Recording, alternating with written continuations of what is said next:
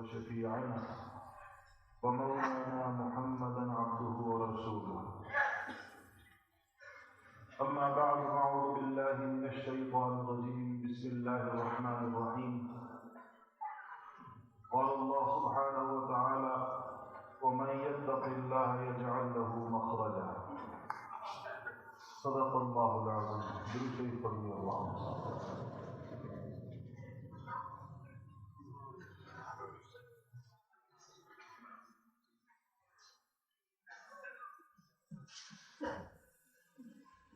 محترم بھائی اور دوستوں، اس میں کوئی شبہ نہیں ہے کہ نبی کریم صلی اللہ علیہ وسلم کی امت بہت مشکل حالات سے گزر رہی ہے. کسی ایک طرف سے اور کسی ایک مسئلے کا اس کو سامنا نہیں ہے. ہر طرف سے اس کے لیے مشکلات ہیں، آزمائشیں ہیں اور پریشانیاں ہیں، اور ہر گزرتے دن کے ساتھ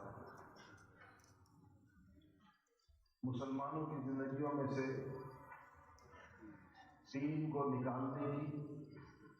اور دین سے ان کا تعلق کمزور کرنے کی ایسی نت نئی چیزیں سامنے آتی رہتی ہیں. یہ آزمائشیں بارش کے قطروں کی طرح مسلمانوں پر برس رہی ہیں. دنیا کے کسی بھی خطے کے مسلمان کو لیں اور آپ سوچیں کہ اس کی آزمائشیں اور پریشانیاں کیا ہیں. مسلمانوں کی بہت بڑی تعداد مسلم اقلیت کے ملکوں میں رہتی ہے. وہاں ان کو اپنے دین پر چلنے،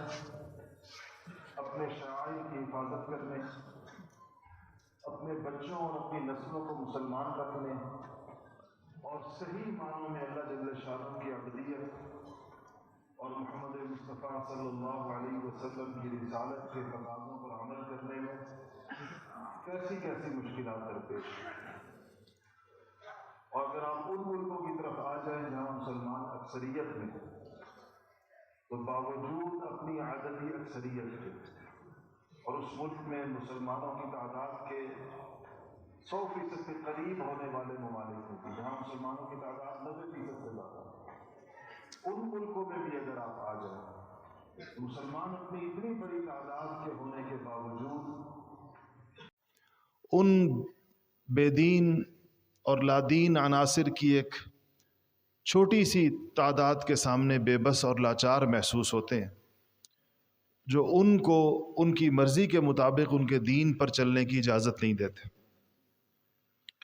اور دین کی دعوت کے مقابلے میں بے دینی کی دعوتیں اتنی بلند آہنگ کے ساتھ مسلمانوں کے معاشروں میں برپا ہیں کہ مسلمانوں کی نئی نسل کے ایمان کی حفاظت اور ان کو اللہ اور اس کے رسول کے ساتھ اور اپنے دین کے ساتھ جوڑے رکھنا، یہ اس وقت فکر مند مسلمانوں کے لیے سب سے بڑی آزمائش اور فکر اور پریشانی کی بات بن چکی ہے. اس سے زیادہ بڑی پریشانی مسلمانوں کے لیے کوئی اور نہیں ہے. نہ مسلمانوں کو مالی اعتبار سے ایسی کوئی پریشانی ہے کہ فقر و فاقہ ان کی طرف ایسے آ گیا ہو کہ اس سے مسلمان قحط سالی سے ہلاک ہو رہے ہیں دنیا میں، اور نہ دیگر مادی اور دنیاوی پریشانیاں ایسی. اگر آپ دیکھیں تو مسلمانوں کا شمار بہرحال دنیا کی خوشحال قوموں میں ہوتا ہے. ایک اچھی خاصی بڑی تعداد مسلمانوں کی ایسی ہے جو بڑی خوشحال ہے، مالی اعتبار سے اس کو فراوانی ہے. اس لیے یہ پریشانی نہیں ہے. مسلمانوں کی پریشانیوں کی نوعیت یا ان کے مسائل کی نوعیت یہ اکثر مختلف، اور اس صورتحال میں ایسے مسلمانوں کی، ایسے ان کے دینی پیشواؤں کی، ایسی دینی محنتوں کی ضرورت ہے جو مسلمانوں کے صحیح مسائل کا ادراک کریں، اس کا صحیح حل تجویز کریں، اور اس صحیح حل کی طرف امت کو بلایا جائے. تو وہ حالات شاید ہر گزرتے دن کے ساتھ پیدا ہو رہے ہیں کہ مسلمان اب ان چیزوں کی طرف غور کرنے پر مجبور ہو گئے جس کی طرف وہ ماضی میں نہیں کرتے رہے. اگر آج سے 70-80 90 سال پہلے کا آپ زمانہ دیکھیں تو مسلمانوں کی اکثریت غلامی میں تھی، جسمانی غلامی میں۔ اس وقت ان کی جد و جہد کا محور اور مرکز یہ تھا کہ آزادی کیسے حاصل کی جائے۔ خود ہمارے اس خطے میں بر صغیر پاک و ہند میں انگریزوں کی غلامی سے آزادی حاصل کرنا فکرمند علماء کی محنتوں کا اولین جز تھا۔ ان کی ترجیحات میں سب سے اوپر تھا کہ دین کی حفاظت بھی کرنی ہے اور آزادی بھی حاصل کرنی ہے، اور اس آزادی کے حصول کے لیے جو قربانیاں دی گئیں اور جیسی قید و بند سہی گئی اور جو پھانسیاں اور جو تشدد سہا گیا، جتنی شہادتیں دی گئیں، وہ ایک لمبی چوڑی تاریخ ہے جس سے کم از کم دیندار مسلمانوں کی ایک اچھی بڑی تعداد واقف۔ اور یہ صرف بر صغیر کا مسئلہ نہیں تھا، آپ باقی عالم اسلام کو دیکھ لیں، تقریباً 2-3 ملکوں کے استثناء سے پورا عالم اسلام غلام تھا۔ اور اس وقت سب سے بڑا کام یہ تھا کہ ان کو اس غلامی سے کیسے آزادی دلائی جائے، کیونکہ اسلام ایک آزاد ماحول میں پھل پھول سکتا ہے اور اس کے تمام احکامات کے اوپر عمل ہو سکتا ہے۔ نبی کریم صلی اللہ علیہ وسلم کا یہ دین کسی اور دین کے ماتحت رہ کر، کسی کا باج گزار رہ کر وہ اپنے وہ ثمرات نہیں لا سکتا جو اس کو ایک آزاد ماحول میں درکار ہوتے ہیں۔ علماء سیرت ہجرت کی سب سے بڑی حکمت یہی بیان کرتے ہیں کہ نبی کریم صلی اللہ علیہ وسلم کو مکہ کے اس ماحول سے، جہاں پر ایک مسلمانوں کو ایک مغلوبیت کا سامنا تھا، وہاں سے ان کو مدینہ منورہ کی آزاد فضا میں لے جایا گیا، اور انصار مدینہ کے قلوب اللہ جل شانہ نے اسلام کی طرف پھیر دیے، اور وہ اپنی زمین اور اپنے تمام وسائل، اپنی پوری قوت، اپنی افرادی قوت، ہر چیز کے ساتھ محمد مصطفیٰ صلی اللہ علیہ وسلم کے ساتھ کھڑے ہو گئے۔ تو عزیزان گرامی، جسمانی غلامی سے آزادی کے بعد مسلمانوں کے اوپر دوسری بڑی جو آزمائش آئی وہ یہ کہ دنیا کی اس عالمگیر مادی تہذیب نے، چاہے بے شک مسلمانوں کا ملک اپنے جسمانی وجود سے خالی کر دیا، مگر اپنی تعلیمات سے، اپنی ترجیحات سے، اور جو فضا اور ماحول وہ بنانا چاہتے ہیں پوری دنیا کا، اس کا شکار مسلمانوں کے تمام ممالک ہو۔ آج آپ کسی بھی اسلامی ملک میں چلے جائیں، کسی بھی اسلامی ملک میں، شاید ہی چند علاقوں کے استثناء کے ساتھ، کسی ایک آدھے ملک کے استثناء کے ساتھ آپ جائیں گے تو آپ کو اس ملک پر جو غالب ماحول نظر آئے گا، جو غالب تہذیب نظر آئے گی، جو قوانین نظر آئیں گے، جو مسلمانوں کی اجتماعی اور انفرادی زندگیاں گزارنے کے جو طور طریقے نظر آئیں گے، وہ اسلام سے مستفاد نہیں، وہ اسلام کا نتیجہ اور ثمرہ نہیں ہے، بلکہ وہ اسی ایک بین الاقوامی دعوت کا نتیجہ ہے جو پوری دنیا کو اور دنیا کے تمام مذاہب کو اور دنیا کی تمام اقوام کو اور تمام ادیان کو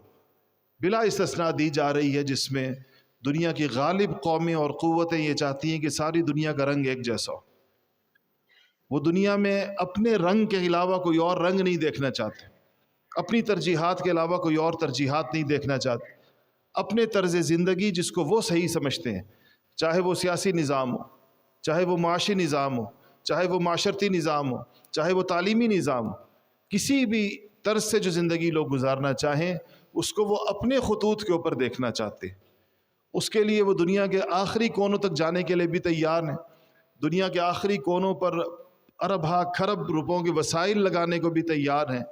دنیا کی تمام قوموں کے اس معاملے میں مدد کرنے کو بھی تیار ہیں،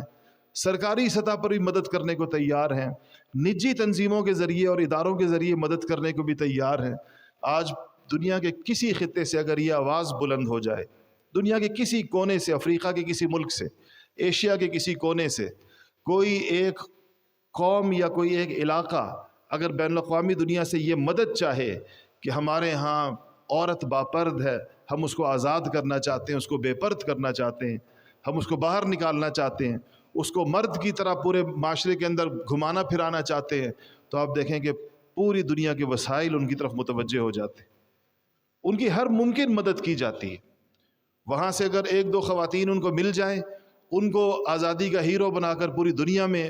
گھمایا جاتا ہے اور نئی نسلوں کی ذہن سازی کی جاتی ہے. مسلمانوں کو اس پر کھڑا کیا جاتا ہے کہ وہ کہیں کہ یہ پردے کی بات کرنے والے دقیانوسی ہیں، یہ پرانے زمانے کے لوگ ہیں اور ان کی عقل اور ان کی سمجھ ناقص ہے، اور جتنا برا بھلا اور لان تان کیا جا سکتا ہے اس کو وہ کیا جاتا ہے. یہ افریقہ میں بھی ہو رہا ہے، یہ ایشیا کے اندر بھی ہو رہا ہے، دنیا کے دوسرے حصوں کے اندر بھی ہو رہا ہے. کسی بھی بے دینی کی چیز پر اگر کوئی فرد یا معاشرہ آنا چاہے اور اس کے لیے وہ آواز لگا دے، اس کے لیے آپ دیکھیں دنیا میں کیسے اس کی مدد کا نظام بنایا گیا ہے، اس کی کیسے نصرت کی جاتی. اور تو اور جو بے حیائی کی چیزیں جس کو زبان پر بھی لانا لوگوں کے لیے مشکل ہو، اگر اس کی بھی کوئی آواز لگا دے اور اپنے آپ کو اس برادری کا فرد ڈکلیئر کر دے، تو آپ دیکھیں کہ پوری دنیا سے اس کی تائید شروع ہو جاتی. اس کو صرف یہ نہیں کہ مدد دی جاتی ہے، اس کو ایک ہیرو بنا کر پیش کیا جاتا ہے کہ یہ وہ لوگ ہیں جو اپنے معاشرے کے جبر کے خلاف اٹھے، یہ وہ لوگ ہیں جو فرسودہ دینی تعلیمات کے خلاف اٹھے، یہ وہ لوگ ہیں جنہوں نے یہ کارنامہ انجام دیا ہے. اس کے بالمقابل آپ مسلمانوں کی قسم پرسی دیکھیں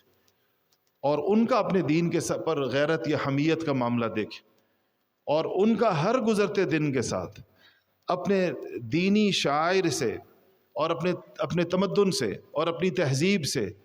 اور دین کے ان آثار اور ان نتائج سے جو معاشرے پر نظر آتے ہیں، آپ اس سے دستبردار ہوتے ہوئے اور مسلمانوں کے معاشروں کو پیچھے کی طرف جاتا ہوا اس معاملے میں دیکھیں تو آپ کو نظر آئے گا کہ واقعی امت ایک بڑی سخت ترین آزمائش میں ایک بڑی سخت ترین آزمائش اس کو درپیش. جب پوری دنیا مل کر کسی کو دبا رہی ہو، اس میں قدرتی طور پر ایک جذبہ بیدار ہوتا ہے اور وہ اپنے دفاع کا جذبہ بیدار ہوتا ہے اور اپنے تمدن کو، اپنے طریقہ زندگی کو مٹنے سے بچانے کا جذبہ بیدار ہوتا ہے. یہ جذبہ جن قوموں کے اندر بھی کہیں پیدا ہوا، اس کے اثرات اور نتائج انہوں نے اس کے دیکھ لیے. آج جو لمحہ فکریہ ہے وہ کہ مسلمانوں میں یہ جذبات پیدا نہیں ہو رہے. پوری دنیا کے حالات وہ دیکھ رہے ہیں اور اس میں اپنی طرف بڑھتے ہوئے نہ صرف قدم دیکھ رہے ہیں بلکہ دھکیل کر دیوار کے ساتھ اپنے آپ کو لگاتے ہوئے مناظر بھی مسلمان دیکھ رہے ہیں. لیکن اس کے باوجود اسلامی معاشروں میں جو اس کے حوالے سے جو فکر مندی پیدا ہونی چاہیے تھی اور جن چیزوں کے اوپر مسلمانوں کو جم جانا چاہیے تھا کہ کچھ بھی ہو جائے اپنی زندگیوں سے اس کو نہیں نکلنے دیں گے، تو آپ دیکھیں کہ وہ چیزیں آپ کو نکلتی بھی نظر آئیں گی. یہ ایک بہت بڑی فکر مندی کی چیز ہے اور ہمیں اس پوری امت کے تناظر میں اس کو دیکھنے کی ضرورت ہے. پوری دنیا کے اندر اس کو دیکھنے کی ضرورت ہے کہ مسلمان کہاں کہاں پر فکری طور پر، نظریاتی طور پر، علمی طور پر، عملی طور پر، تہذیبی طور پر، تمدنی طور پر کہاں کہاں پیچھے جا رہے اور کس قدر تیزی کے ساتھ پیچھے جا رہے، اور پھر اس کے نتائج کیا ہو سکتے ہیں. 50 سال بعد نتائج کیا ہوں گے، 70 سال بعد نتائج کیا ہوں گے، 100 سال کے بعد نتائج کیا ہوں گے. آج اگر مادیت اس کے پاس اپنی دعوت کے لوازمات ہیں، اس میں کوئی شک نہیں ہے کہ مادی تہذیب کی دعوت بہت طاقتور ہے کیونکہ اس نے انسانوں کی راحت کے وہ اسباب پیدا کر دیے کوئی تاریخ انسانی میں کبھی نہیں تھے. یہ اسی زمانے کے انسانوں نے ان پچھلے 50 60 70 سالوں میں مادی ترقی کے جو مظاہر دیکھے ہیں وہ تو پچھلے انسانوں نے نہیں دیکھے. تو وہ اس تہذیب کو اس چیز کی سپورٹ حاصل ہے کہ وہ انسانوں کی زندگیوں میں روزمرہ سہولتیں اور راحتیں پیدا کر رہی ہے، انسانوں کو آسانیاں دے رہی ہے، انسانوں کو لگ رہا ہے کہ ہم اس سے فائدہ اٹھا رہے ہیں، ہر لمحے ہر چیز سے فائدہ اٹھا رہے ہیں. تو وہ فائدہ وہ بلا قیمت دنیا کو نہیں دے رہے. اس فائدے کے ساتھ ایک طرز حیات انہوں نے باندھا ہوا ہے، وہ بھی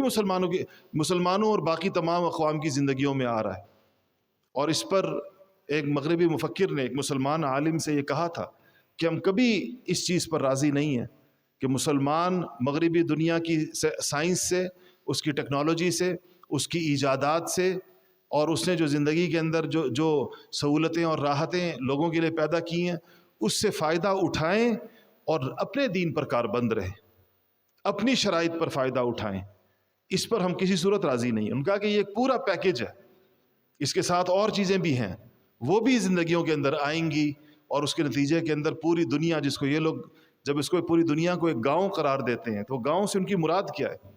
کہ پوری دنیا کو کہتے ہیں یہ ایک بین الاقوامی گاؤں ہے. اس کا مطلب یہ ہے کہ جیسے ایک گاؤں کا ایک ہی طور طریقہ ہوتا ہے رہن سہن کا، ان کا ایک ہی نظام ہوتا ہے، وہ ایک ہی بڑے کے ماتحت ہوتے ہیں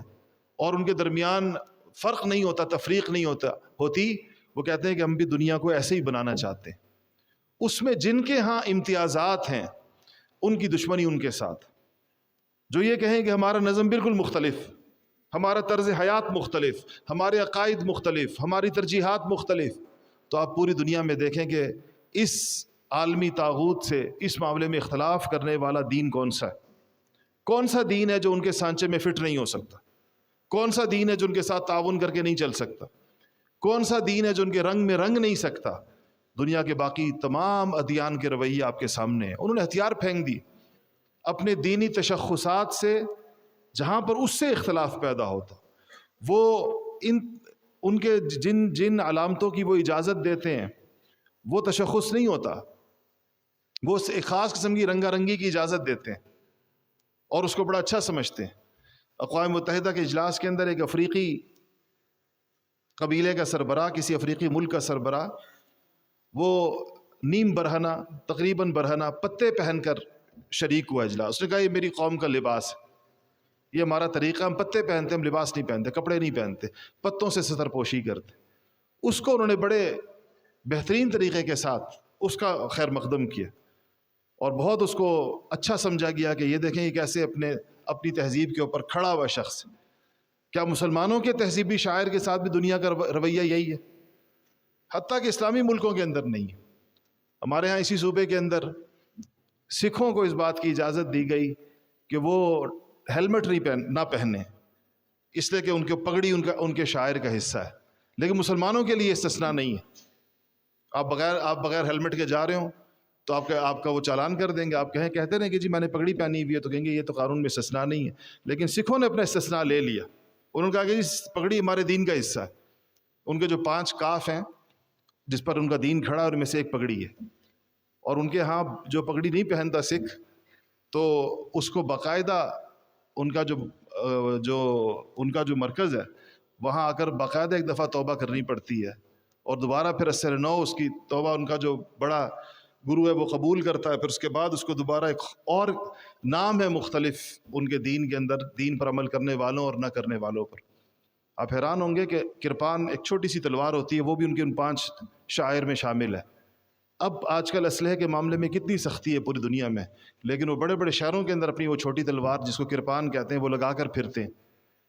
اور یورپ کے اندر بھی پھرتے ہیں اور امریکہ میں بھی پھرتے ہیں. کہتے ہیں ہمارے شاعر کا حصہ ہے.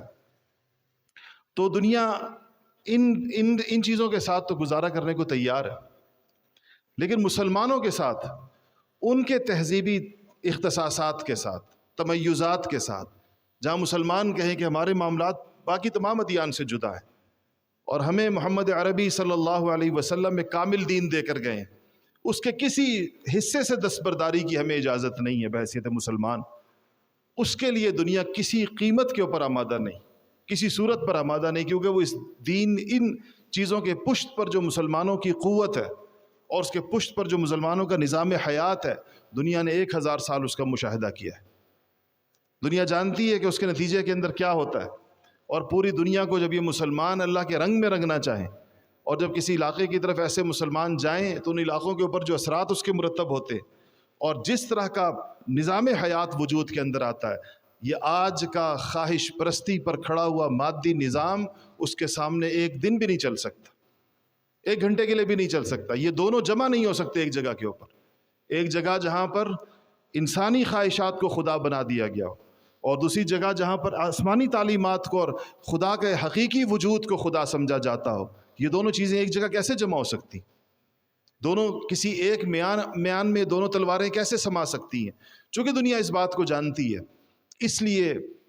مسلمان آج پوری دنیا میں آزمائش کا شکار. ان کی ہر وہ محنت اور کوشش جو ان کی اصل پر کھڑا کرنے کی کوشش ہو، آپ دیکھیں کہ اس کو کتنے مسائل اور کتنی دشواریاں درپیش ہوتی ہیں.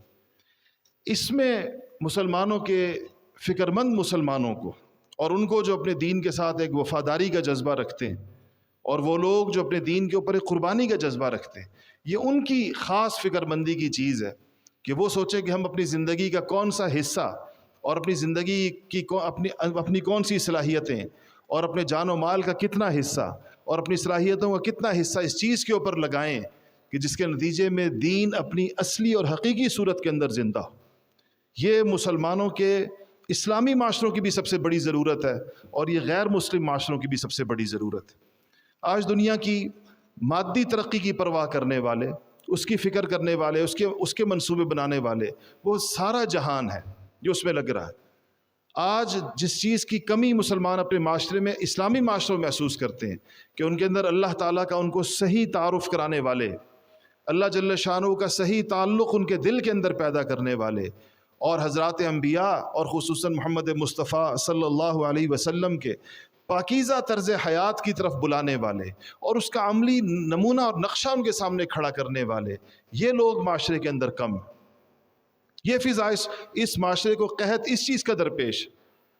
آج کوئی گندم کا قحط نہیں ہے اس کے لیے، اور نہ دیگر غذائی اجناس کا قحط، اس چیز کا ان کے معاشرے کے اندر قحط ہے کہ دین اگر کہیں پر آثار اگر دین کے ہیں تو اپنی روح سے خالی ہیں، اور وہ صرف ظاہری مظاہر ہیں، اور ظاہری مظاہر کے ساتھ نہ اللہ تعالیٰ کا مطالبہ پورا ہوتا ہے اور نہ اللہ تعالیٰ کی مدد و نصرت ہوتی ہے۔ اللہ جل شانہ کی مدد اور نصرت جس دین کے ساتھ ہے، وہ دین کی اصلی اور حقیقت ہے پوری کی پوری، اور وہ کوئی ایسی چیز نہیں جو مسلمانوں کی تاریخ نے کبھی دیکھی نہ ہو، یا مسلمانوں کے معاشروں نے کبھی دیکھی نہ ہو، یا آج بھی مسلمانوں کے اندر وہ کسی نہ کسی سطح پر کہیں نہ کہیں زندہ نہ ہو۔ یہ ایسی چیز نہیں ہے، اس سے کہیں زیادہ مشکل چیزیں بعض اور قوموں نے اپنے اندر زندہ کر دی۔ یہودیوں کے ہاں ان کی زبان گم ہو گئی تھی، عبرانی زبان اس قدر گم ہو گئی تھی کہ پوری دنیا میں گنتی کے چند لوگ باقی تھے۔ بعض لوگ کہتے ہیں 20 لوگ باقی تھے، بعض کہتے ہیں 15 لوگ باقی تھے جو اس زبان کو جانتے تھے۔ انہوں نے یہ سوچ کر کہ یہ زبان یہودیت کی بقا کے لیے ضروری ہے اور یہودیت کے باقی پوری دنیا سے امتیاز اور اختصاص کے لیے ضروری ہے، انہوں نے زبان کو زندہ کیا، ایسا زندہ کیا کہ آج اسرائیل میں عبرانی کے اندر اخبار چھپ رہے ہیں، سرکاری زبان ہے، رسالے چھپ رہے ہیں، پڑھائیاں ہو رہی ہیں، یونیورسٹیاں بن گئی ہیں اسی نام سے، اور اس میں ہر سطح کی تعلیم ہو رہی ہے۔ ایک ایسی چیز جو چند لوگوں تک محدود رہ گئی تھی، اس کو دوبارہ سے ایک پورے ملک کی سطح کے اوپر اپنی پوری دینی برادری کی سطح پر انہوں نے زندہ کر دیا۔ لیکن کیا یہی حمیت اور کیا یہی غیرت مسلمانوں میں اپنی مذہبی زبان کے بارے میں ہے؟ یہی عربی کے بارے میں مسلمانوں کے یہی جذبات ہیں؟ آج آپ دیکھ رہے ہیں کہ نئی نسلوں کا رخ کس طرف جا رہا ہے۔ عربی تو دور کی بات، اب تو ان کو اردو آنا مشکل ہو گئی۔ جو جدید تعلیم یافتہ علاقے ہیں اور شہر ہیں، وہاں کی نئی نسلیں اردو نہیں جانتی، نئے بچے اردو نہیں بولتے، والدین بڑے فخر سے ان کو صرف انگریزی پڑھاتے ہیں اور خود بھی ان سے انگریزی میں بات کرتے ہیں اور انہی تعلیمی اداروں میں داخل کرتے ہیں، اور وہ قرآن شریف نہیں پڑھ سکتے۔ وہ نماز کا سبق نماز میں جب پڑھتے ہیں تو بھی ان کے الفاظ درست نہیں ہوتے۔ تو جو معاملہ یہودیوں کا اپنی زبان کے ساتھ، کیا یہ امت مسلمہ جو 2.25 ارب کی تعداد میں پوری دنیا میں ہے، اگر اپنی چیزوں پر اسی طریقے کے ساتھ کھڑی ہو، اپنی ایک ایک چیز کے اوپر ایسے ہی کھڑی ہو، تو کیا اللہ جل شانہ ان کو اس سمت کے اندر کامیابی عطا نہیں فرمائیں گے؟ یہودیوں کو زمین کے ایک ٹکڑے کی ضرورت تھی، کیسے پوری دنیا سے جمع ہو کر انہوں نے کس طریقے کے ساتھ 70 80 90 سال لگا کر اور کن پوری دنیا سے لوگوں کو بلایا کہ آؤ یہی وہ جگہ ہے جہاں پر ان کے معتقدات اس کے ساتھ وابستہ ہیں۔ لوگ یورپ کی اور امریکہ کی پرتعیش زندگیاں چھوڑ کر آ گئے اور یہاں آئے جہاں پر مستقل مزاحمت ہے، اور مسلمانوں نے مستقل ایک دن کے لیے بھی اس بات کو قبول نہیں کیا۔ اور آپ کے سامنے فلسطین کے حالات جس پر یہ گزشتہ 70 80 90 سالوں سے اسی طرح چل رہے ہیں، لیکن وہ بھی اپنے دین کے اوپر اسی گویا کے ڈٹے ہوئے ہیں اور اس جگہ کو چھوڑ کر جانے پر تیار نہیں ہیں، کیونکہ ان کا بھی یہ خیال ہے کہ یہ ان کو بھی دجال کا انتظار ہے۔ ان کے ذہن کے اندر بھی ایک بڑا نقشہ ہے پوری دنیا کا، جس میں مدینہ منورہ اور پوری دنیا شامل ہے، وہ اس طرف اپنی لے کر جانا چاہتے ہیں۔ دوسری طرف سے مسلمانوں کی مزاحمت ہے، ان کے پاس بھی اللہ اور اس کے رسول کے وعدے ہیں اور ان کی باتیں ہیں، اور مستقبل کا ایک نبی کریم صلی اللہ علیہ وسلم نے بھی مستقبل کا ایک نقشہ ہم کو بھی بتایا ہے۔ لیکن امت مسلمہ اس معاملے میں کیا اسی حمیت کا مظاہرہ کر رہی ہے؟ کیا اسی فکر مندی کا مظاہرہ کر رہی ہے؟ تو آپ یقیناً یہ نہیں کہہ سکتے کہ ایسا ہے۔ اور اس کی وجہ کیا ہے؟ اس کی وجوہات میں سے ایک وجہ تو یہی جو مادی تہذیب پوری دنیا پر آئی ہے، اس سے مسلمانوں کو بھی اپنی لپیٹ میں لے لیا، اور مسلمانوں کو اپنی لپیٹ میں لینے کے بعد اب ہر مسلمان ایک راحت کی زندگی کا خوگر ہے، اور وہ چاہتا ہے کہ بس میں اپنا کھاؤں کماؤں، اور میری اس کی زیادہ سے زیادہ دینداری کی جو آخری حد ہے اس کے ذہن کے اندر وہ یہ کہ وہ 5 وقت کی نماز پڑھ لے، اور جب رمضان آئے تو اس کے روزے رکھ لے۔ اس حد تک ایک مسلمانوں کی بہت بڑی تعداد اپنی زندگی کو محدود کر چکی ہے۔ اس سے آگے نہ وہ دیکھتی ہے، نہ وہ سوچتی ہے، نہ اس سے آگے وہ کسی کی بات سنتی ہے، نہ کسی اور طرف جاتی ہے۔ یہ اس کے نزدیک میں دین کا تقاضا اسی سے پورا ہوگی۔ اور اس کے بعد مسلمانوں کی ایک اور بہت بڑی قسم ایسی ہے جو دین کے نام پر باہم دست و گریباں ہیں۔ مسلمانوں کے درمیان طبقاتی تفریق، فرقہ بندیاں ہیں۔ مسلمانوں کے درمیان ایسے بے شمار لاکھوں مسلمان ایسے ہیں جن کی محنتوں کا محور عالم کفر نہیں ہے ان کے سامنے، وہ خود مسلمانوں سے نبرد آزما ہے۔ ان کی ساری قوت اور طاقت اسی کے اوپر لگ رہی ہے کہ وہ اپنا وجود منوا لیں کسی طریقے سے، اور دوسرے کا وجود مٹا دیں کسی طریقے سے، اور جس کا وجود وہ مٹانا چاہتے ہیں وہ کفر نہیں ہے، وہ بھی اسلامی ہے۔ ان کی تقریریں بھی اسی لیے ہیں، ان کی تحریریں بھی اسی لیے ہیں، ان کے جلسے بھی اسی لیے ہیں، ان کی دعوت بھی اسی لیے ہے، ان کے چندے بھی اسی لیے ہیں، اور اسی کے اوپر لوگوں کو اکٹھا کرنا ہے، اور اسی پر لوگوں کو جدا کرنا ہے۔ تو جب مسلمانوں کی ایک بہت بڑی تعداد مادی زندگی کی طرف چلی جائے اور باقی ماندہ تعداد اختلاف و انتشار کی طرف چلی جائے، تو خود اس امت کے جو اپنی ضروریات ہیں اس کے لیے کون بچے گا پیچھے؟ وہ کون سے لوگ ہوں گے جو اس فکر کے اوپر کھڑے ہوں گے کہ جو ایک طرف سے مادی زندگی کے بالمقابل ایک روحانی اور خدائی زندگی کی دعوت لے کر کھڑے ہوں، اور آپس کے اختلاف و انتشار کے مقابلے کے اندر وہ اتحاد اور وحدت کی دعوت لے کر کھڑے ہوں، اور مسلمانوں کو اپنی قوت مجتمع کر کے اس جگہ لگانے کی دعوت دیں جو اس کے لگانے کی جگہ ہے، اور اس سمت کے اندر ان کو سفر کرائیں جو ان کا سفر کرنے کا رستہ ہے۔ تو میرے عزیزوں اور دوستو، یہ اگر امت مسلمہ میں اس کی فکر مندی نہ ہو، اگر اس کی طرف مسلمانوں کی تربیت نہ ہو، اگر اس سمت کے اندر ان کی پیش قدمی نہ ہو، تو ظاہر ہے کہ ہر گزرتے دن کے ساتھ مسلمان معاشرے دین سے دور ہوں گے۔ یہ اسی کے نتائج ہیں کہ مسلمان معاشرے دین سے دور ہوں گے، ان میں سے ایک ایک کر کے دین کی علامتیں نکلنا شروع ہو جائیں گی، اس کے بالمقابل ان کے اندر جو چیزیں آئیں گی وہی آئیں گی جس کا ذکر کیا، وہی آثار اور وہی چیزیں نظر آئیں گی۔ آج ہم تو پھر بہت بہتر معاشرے میں ہیں، اس کی اپنی وجوہات ہیں۔ یہاں پر دینی آثار اس پورے خطے کے اندر پچھلے 150-200 سالوں کی ایک خاص قسم کی، بلکہ اس سے بھی پہلے کی ایک تسلسل ہے۔ لیکن آج بھی عالم اسلام کے بہت سے ممالک ایسے ہیں کہ آپ اگر ان کے شہروں کے اندر جائیں تو کسی علامت سے آپ کو یہ نہیں پتہ چلے گا کہ آپ کسی اسلامی ملک کے اندر ہیں، کسی علامت سے، نہ لباس سے، نہ شکل و صورت سے، نہ کسی اور چیز سے، نہ ان کی اجتماعی معاشرت میں ایسی کوئی چیز ہوگی، نہ ان کے رہن سہن میں ایسی کوئی چیز ہوگی، سر سے لے کر پاؤں تک اور ان کے پورے گھروں سے لے کر بازاروں تک اور دفتروں سے لے کر حکومت کے اداروں تک کہیں اسلام کے آثار نہیں ہوں گے۔ تو وہاں سے بھی اسلام ایک دن میں نہیں نکلا، اس کو دیکھنا چاہیے کہ وہ کیسے وہاں تک بات پہنچی۔ تو اگر جب آپ اس کو دیکھیں گے تو آپ کو پتہ چلے گا کہ وہی عمل پورے عالم اسلام میں جاری ہے، ایک غیر محسوس رفتار کے ساتھ، بلکہ شاید اب تو بڑی محسوس رفتار ہو، سمجھ میں آنے والی، نظر میں آنے والی، آپ کو لوگ پیچھے کی طرف جاتے ہوئے نظر آئیں گے، محسوس ہوگا آپ کو اس بات۔ اور پھر وہ چیزیں جو کسی زمانے میں گناہ سمجھے جاتے، جو غلط سمجھی جاتی تھی، جو اگر لوگ کرتے بھی تھے تو اس کا اظہار نہیں کرتے تھے، آپ کو پھر اس کے اوپر لوگ کھڑے ہوتے ہوئے نظر آئیں گے، اس پر دلیل دیتے ہوئے نظر آئیں گے، اور اس کے مقابلے میں دین کی رائے رکھنے والوں کو یا دین کی بات کرنے والوں کو مطعون کرتے ہوئے نظر آئیں گے، اور اہل دین منہ چھپاتے ہوئے نظر آئیں گے، اور بے دینی آپ کو ایسے دنگے فساد مچاتی ہوئی نظر آئے گی اس معاشرے میں۔ اسی سمت میں بات جا رہی ہے۔ آج بھی اگر آپ دیکھیں تو جو لوگ دفتروں سے وابستہ ہیں، جو لوگ بازاروں سے وابستہ ہیں، ایک تو ہمارا مساجد، مدارس، خانقاہوں کا ماحول ہے تو ظاہر دینی ماحول، لیکن جو عام معاشرے کا ماحول، اس عام معاشرے کے ماحول میں کیا دین پر عمل کرنے والا پورا وہ زیادہ خود اعتماد طریقے کے ساتھ چل رہا ہے، یا بے دینی کے اوپر عمل کرنے والا، یا بے دینی کے اوپر چلنے والا؟ یہ ہمارے اس ملک میں جس کے اندر 90% سے زیادہ مسلمان آباد ہیں، وہاں پر بھی دین پر چلنے والے کو مشکلات درپیش ہیں۔ آج یعنی یونیورسٹیوں کے اندر آپ جا کر دیکھیں، دفتروں کے اندر جا کے دیکھیں، محکموں کے اندر جا کے دیکھیں تو ایک دیندار کو صفائی پیش کرنی پڑتی ہے، اس کو اجازتیں لینی پڑتی ہیں اپنی دینی چیزوں کی، بے دینوں کو نہیں ضرورت پڑتی پیشہ۔ اس فضا کے اندر مزید آگے بھی بات جا سکتی ہے وقت گزرنے کے ساتھ، اگر اس پر بر وقت مسلمان فکر مند نہ ہو اور حقیقی دین کی چیزوں کو پکڑ نہ لے۔ اور اس میں کیا چیزیں ان کو درکار ہیں؟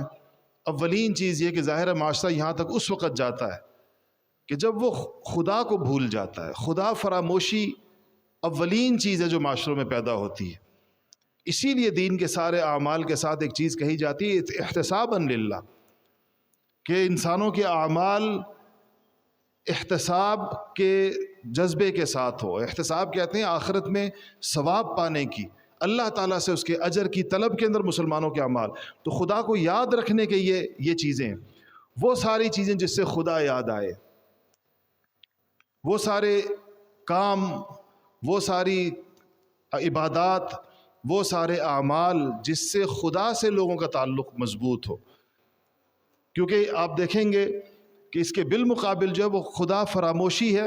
اس کے بالمقابل پہ خدا فراموشی کے بعد دوسرا مرحلہ خدا کے انکار کا ہے۔ پہلے مرحلے میں خدا کو بھلایا جاتا ہے اور دوسرے مرحلے کے اندر خدا کا انکار کیا جاتا ہے۔ مغرب خدا کے انکار تک پہنچ گیا ہے اور مشرق خدا فراموشی کے مرحلے کے اندر ہے۔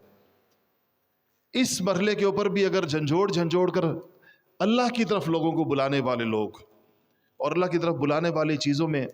ایک بڑی زود اثر، تیزی کے ساتھ اثر کرنے والی چیز اور فوراً انسان کے دل میں اللہ تعالیٰ کا صحیح تعلق پیدا کرنے والی چیز اللہ تعالیٰ کی یاد اور اللہ تعالیٰ کا ذکر ہے۔ تو ذکر اللہ کی طرف جو لوگوں کو بلانا صرف اس خیال سے نہیں ہے کہ اس سے ان کو اس پر جو ہر حرف پر ثواب ہے ان کو وہ مل جائے گا، بلکہ جب یہ خدا کو یاد کرنے والے لوگ معاشرے میں جگہ جگہ موجود ہوتے ہیں، ان کی وجہ سے جن کو خدا بھولا ہوا ہوتا ہے ان کو خدا یاد آتا ہے۔ یہ ان لوگوں نے گویا خدا کو یاد کرانے والے جگہیں اور مجلسیں قائم کی ہوئی ہوتی ہیں، جس کے ذریعے سے اللہ تعالیٰ کے ساتھ جو یہ سمجھتا ہے کہ اس کا تعلق کمزور ہو گیا، جو یہ سمجھتا ہے کہ اس کو خدا بھول گیا، وہ آتا ہے، اس کو ایک صحیح تعلق اللہ تعالیٰ کا نصیب ہوتا ہے اور اس کو ایک صحیح دین اس کو پتہ چلتا ہے اور وہ اس کی طرف چلتا ہے اور اس کی طرف جاتا ہے۔ اور اس کے بعد دوسری چیز جس کی ضرورت مسلمانوں کو اور پوری انسانیت کو جس کو ضرورت پڑتی ہے، وہ نفوس ہیں جن کے دلوں میں اللہ تعالیٰ کی یاد اور جن کا اللہ تعالیٰ کے ساتھ ایک خاص قسم کا تعلق اور اللہ تعالیٰ کی معرفت اور محبت ان کے قلوب میں ایسی زوردار طریقے کے ساتھ موجود ہوتی ہے کہ اس کے اثرات متعدی ہوتے ہیں۔ وہ صرف ان تک محدود نہیں ہوتی، بلکہ وہ جو ان کے پاس آتا ہے، جو ان کے ساتھ تعلق رکھتا ہے، جو ان کے ساتھ رہتا ہے، اس کو بھی یہ محسوس ہوتا ہے کہ اس تعلق کے نتائج اس کو بھی اپنے دل کے اوپر محسوس ہونا شروع ہوتے ہیں۔ اس کو ہم صحبت صالح کہتے ہیں، اس کو ہم نیک صحبت کہتے ہیں کہ اچھی صحبتوں کے یہ نتائج ہوتے ہیں۔ اور یہ اچھی صحبت اگر معاشرے میں موجود ہی نہ ہو کہیں پر بھی، تو اس سے زیادہ کسی معاشرے کے اندر اس سے بڑی تباہی کیا ہوگی، اس سے بڑی اس کی محرومی کیا ہوگی کہ اس پورے معاشرے میں کوئی فرد ایسا نہیں کہ جس کے پاس لوگ جائیں اور وہ ان کو اللہ کا رستہ اور اللہ کا پتہ بتائے۔ اسی لیے ہمارے مشائخ جب کسی کو دینی کاموں کی یا سلوک کے طریقوں کی اجازت دیا کرتے تھے تو ایک جملہ کہا کرتے تھے، کوئی اللہ کا نام پوچھے تو بتا دینا۔ کہیں فرماتے تھے کوئی اللہ کا پتہ پوچھے تو بتا دینا۔ گویا کہ یہ رستہ اللہ کا نام اور اللہ تعالیٰ کا پتہ، یعنی اللہ تعالیٰ کا تعلق اور اللہ کی محبت و معرفت، یہ دلوں میں پیدا کرنے کا رستہ ہے۔ دوسری چیز اس کے ساتھ یہ ان کی ضرورت ہے۔ تیسری چیز میرے عزیزوں اور دوستوں، مادی تہذیب کا مقابلہ صرف ایک چیز کے ساتھ ہو سکتا ہے باقی چیزوں کے علاوہ، کہ جب تک اس کا مسلمانوں کے اندر جذبہ نہیں پیدا کیا جائے گا، اور وہ ہے نفس کا مجاہدہ۔ مادی تہذیب راحت کا نام ہے اور وہ راحت کی اس حد تک جا رہی ہے کہ اس سے زیادہ راحت ممکن نہیں۔ آج انسان یہ کہہ رہے ہیں، آپ نے سنا ہوگا بلکہ آ گئی ہیں یہ چیزیں، کہ اب انسان کہتے ہیں پہلے یہ تھا کہ انسان چراغ جلاتے تھے، پھر یہ روشنیاں قمقمے آئے، لائنیں بچ گئیں، لوگوں کو بٹن آ گئے، بٹنوں کے ذریعے روشنیاں جلا دی جاتی ہیں، ہو جاتی ہیں۔ اب کہہ رہے ہیں کہ جی بٹن تک جانا اور بٹن کو دبانا یہ بھی مشقت ہے. اب بٹنوں کو انسانی پلکوں کے ساتھ کی حرکت کے ساتھ باندھ دیا گیا کہ آپ جب آنکھ جھپکائیں گے تو لائٹ بند ہو جائے گی, آنکھ جھپکائیں گے تو لائٹ کھل جائے گی, ہلنا نہ پڑے, بٹن تک نہ جانا پڑے. اس لیے آپ دیکھ رہے ہیں کہ ہر چیز آ رہی ہے کہ وائرلیس ٹیکنالوجی آ رہی ہے, تار نہ ہو جی اس کے اندر, کہیں پر بھی ہر چیز ایسے انسانوں کی انگلیوں کے پوروں پر اور اس کی حرکات و سکنات کے ساتھ بن جائے. یہ راحت طلبی کی آخری قسم ہے. اس کے بالمقابل مسلمانوں کی تعلیمات مجاہدے کی, نعمتوں کے ہوتے ہوئے بھی مجاہدہ ہے. سیدنا عمر فاروق رضی اللہ تعالیٰ عنہ کو جب غنیمتوں کا زمانہ آیا, وہ سب سے بڑی فکر اس بات کی تھی کہ کہیں مسلمان راحتوں کے خوگر نہ ہو جائے, کہیں ایسا نہ ہو کہ اتنی زیادہ مالی کشائش کے اندر یہ مسلمان مجاہدے کے رستے کو چھوڑ دیں. تو تیسری چیز جس کی طرف مسلمانوں کو بلانا چاہیے وہ مجاہدے کی طرف بلانا چاہیے. ان کو بتانا چاہیے کہ اس راحت کی زندگیوں سے خود باہر نکلیں اور صرف راحتوں کے حصول کو اپنی زندگی کا مقصد قرار نہ دیں. ساری زندگی اس پر نہ لگائیں کہ میں کتنی راحتیں حاصل کر پاؤں گا, اور اس میں مادی دنیا ایک سے بڑھ کر ایک چیز لاتی رہے گی. انسان ایک حد تک پہنچے گا وہ اس سے اگلی چیز لا چکے ہوں گے, وہ اس حد تک پہنچے گا وہ اس سے اگلی چیز لا چکے ہوں گے. آپ لوگ دیکھ رہے ہیں کہ ہر چیز کے نئے نئے ورژن آتے رہتے ہیں اور پہلے سے زیادہ راحت کی چیزیں ہوتی. تو یہ تو پوری زندگی کا سودا ہے. میں مغربی دنیا میں رہنے والے اپنے دوستوں سے پوچھتا ہوں تو وہ بتاتے ہیں کہ وہاں انسانوں کا ہدف کیا ہے. مغربی دنیا میں کہتے ہیں انسانوں کا ہدف یہی ہوتا ہے. انہوں نے چند 7-8 چیزیں اپنی زندگی کی لازمی سمجھی ہوئی ہیں, اور وہ چیزیں ایسی ہیں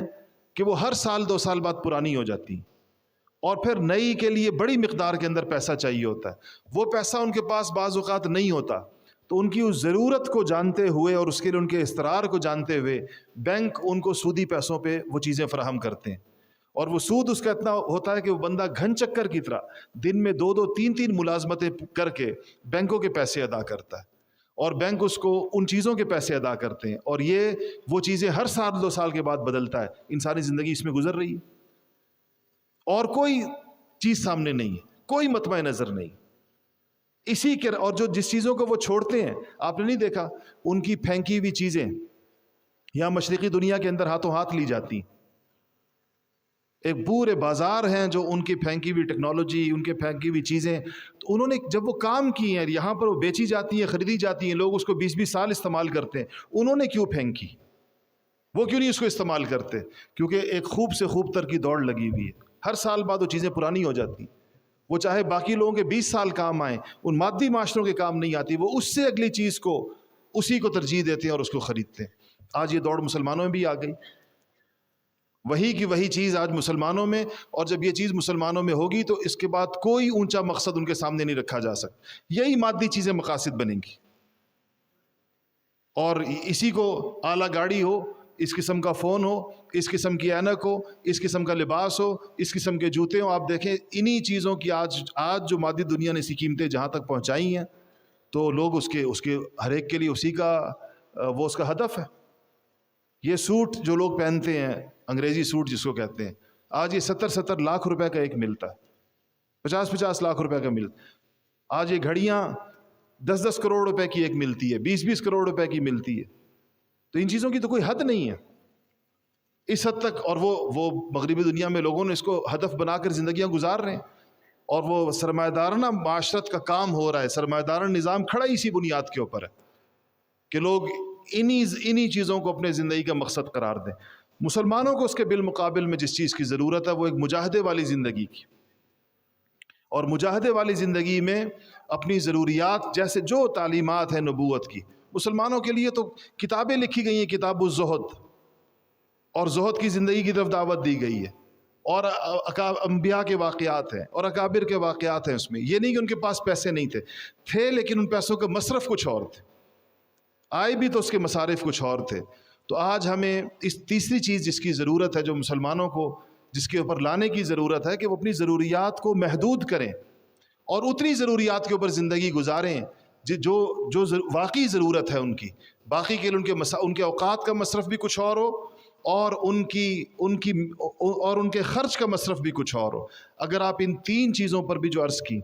اگر آج کی امت کو ہم لانے کے اوپر تیار ہو جائیں کہ وہ اپنا طرز زندگی بدلنے کو تیار ہوں اور مادیت سے روحانیت کی طرف آ جائیں، اور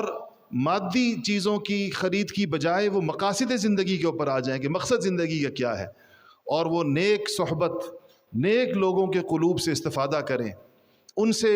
زندگی کا مقصد بھی سمجھیں، ان سے اپنے اعمال اور اپنے جذبات کی اصلاح بھی کرائیں، اور وہ خدا جس کو وہ بھولتے چلے جا رہے ہیں، جو ان کی زندگی سے جس کا تصور نکل رہا ہے، اس خدا کو یاد کرنے والے اعمال کے اندر اور یاد رکھنے والے اعمال کی طرف آئیں۔ تو میرے عزیزوں اور دوستوں، یہ وہ رستہ ہے، یہ وہ مخرج ہے۔ وَمَن يَتَّقِ اللَّهَ يَجْعَل لَهُ مَخْرَجًا، یہی وہ مخرج ہے جس کے ذریعے سے امت ان حالات سے نکل سکتی۔ تو یہاں جہاں پر آپ جس اجتماع کے لیے تشریف لائے ہیں، یہ اس فکر کو آپ کے اندر پیدا کرنے کی کوشش، یہ جو جس تربیتی نظم کی ہم آپ کو دعوت دیتے ہیں اور بتاتے ہیں کہ یہاں پر الحمدللہ لوگ آتے ہیں، 40 دن گزارتے ہیں، چلہ گزارتے ہیں، کم و بیش اوقات لگاتے ہیں، یہ اجتماعات یہاں مرکزی بھی ہوتا ہے، علاقائی بھی ہوتے ہیں، یہ اس امت کی دینی ضروریات کو پورا کرنے کے لیے کہ دینی اعتبار سے ان کو کن چیزوں کی ضرورت ہے، اور دنیا اس میں ضمناً اور طبعاً خود بخود آ جاتی ہے۔ یہ ہم نہیں کہتے کہ ہم دنیاوی ضروریات کی بات نہیں کرتے، ہم کو رہبانیت کی تلقین تو نہیں کرتے، لیکن وہ خود بخود اس کے ضمن میں بہت ہی اچھے اور صحیح طریقے کے ساتھ آ جاتی ہے۔ لیکن اس پر پوری امت کو لانے کے لیے، پوری انسانیت تک اس بات کو پہنچانے کے لیے ظاہر ہے کہ تربیت یافتہ لوگوں کی ایک بہت بڑی جماعت کی ضرورت، ایسے لوگوں کی ضرورت ہے جن کی زندگیاں اول تو خود اس پیغام کا عملی مظہر ہو، کیونکہ یہ پیغام کوئی ایسا نہیں جو صرف زبان سے دیا جائے، یہ ایک ایسا پیغام ہے کہ ان کی اپنی زندگیاں اس کا عملی مظہر ہوں، اور ان کی زندگیوں کے اندر اور اس تربیت سے وہ گزرے ہوئے ہوں، تب جا کر وہ دنیا کے سامنے ایک نمونہ رکھ سکتے ہیں۔ صرف مسلمانوں کے سامنے نہیں، غیر مسلموں کے سامنے بھی نمونہ رکھ سکتے ہیں، اور غیر مسلموں کو اس کی جتنی ضرورت اور اس وقت ان میں اس کے لیے جتنی طلب پیدا ہو گئی ہے، وہ آپ ان لوگوں سے پوچھیں کہ جو لوگ مغربی معاشروں میں رہ رہے ہیں کہ ان کے پاس کیسے لوگ آتے ہیں اور اپنی طلب کا اظہار کرتے ہیں، کہاں کہاں سے لوگ ان کے پاس آتے ہیں، اگرچہ وہ مسلمان بھی نہیں ہوتے، لیکن ایسے کوئی چیز ان کو، کوئی ان کے اندر ایک تشنگی ان کو لے کر آتی ہے اہل دین کے پاس، اور ان سے آ کر سوالات کرتے ہیں، مختلف باتیں پوچھتے ہیں، اور ان حالات کے باوجود کہ مسلمان پوری دنیا کے اندر مشکلات کا شکار ہیں، آج بھی اسلام میں داخل ہونے والے لوگوں کی تعداد دنیا کے کسی بھی مذہب سے زیادہ ہے، سب سے زیادہ لوگ اسلام قبول کر رہے ہیں پوری دنیا کے اندر۔ تو اس کے لیے یہ جو ایک تربیت کی ضرورت ہے، بغیر تربیت کے یہ چیز زندگی کے اندر نہیں آئے گی، اور اس تربیت کے لیے الحمدللہ یہاں پر پورا سال ایک نظام چلتا ہے، اور یہاں اللہ تعالیٰ نے ہمارے حضرت کی صحبت، جو صحبت صالح کی ایک بہترین شکل وہ بھی میسر، پورا ماحول سارا دن اللہ کی طرف ہی متوجہ، کوئی بھی جو کام ہو رہا ہے، عبادات کے علاوہ بھی جو کام ہو رہے ہیں وہ بھی سارے خدمت چاہے ہو رہی ہو، کچھ اور ہو رہا ہو، وہ بھی چونکہ خالص خدا کے لیے ہو رہا ہوتا ہے، اس سے بھی اللہ ہی کی یاد پیدا ہوتی ہے۔ اور اسی طرح یہاں خود بخود جب انسان اس ماحول میں آتا ہے، آپ لوگ اب یہاں تشریف لائے ہیں، خود بخود آپ کا ایک مجاہدہ ہو رہا ہے، اور اچھا خاصا مجاہدہ ہو رہا ہے، ہر موقع کے اوپر ہو رہا ہے، ہر چیز پر ہو رہا ہے۔ اسی سے انسان کی دینی ترقی ہوتی ہے، اسی سے اس کو پھر مزید آگے بڑھنے کی اور آگے بڑھنے کی اور آگے بڑھنے کی، عظیمت کی راہوں کے اوپر آگے چلنے کی اس کو توفیق ہوتی ہے۔ اس لیے اس اجتماع پہ آنے والے وہ سارے حضرات جنہوں نے ابھی تک وقت نہیں لگایا یہاں پر آ کر، وہ انشاءاللہ اس بات کی نیت کر لیں کہ وہ اپنی اولین فرصت کے اندر یہاں پر آ کر ایک چلہ کم سے کم لگائیں گے انشاءاللہ۔ تو یہ نیت سب کرتے ہیں انشاءاللہ۔ اللہ مجھے اور آپ کو عمل کی توفیق نصیب فرمائے۔ وآخر دعوانا الحمدللہ رب العالمین۔